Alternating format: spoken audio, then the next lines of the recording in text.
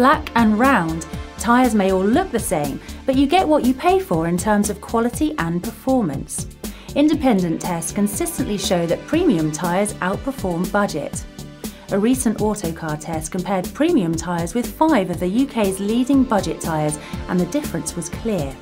The premium tyre came out on top in all performance criteria, with the biggest difference seen in the wet braking test. The budget tyre was still travelling at almost 30 miles per hour when the premium tyre had stopped. There are some very good reasons why premium tyres outperform budget tyres. Vehicle manufacturers subject premium tyres to rigorous approval programmes.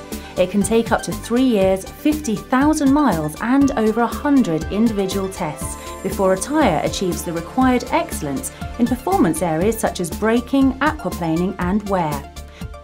To achieve this excellence, premium tyre manufacturers spend millions of pounds every year in research and development, refining the mix of over 30 ingredients which go into making a tyre, improving safety and performance in the drive to create the perfect tyre.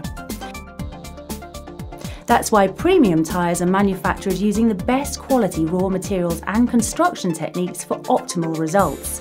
It pays to fit premium tyres.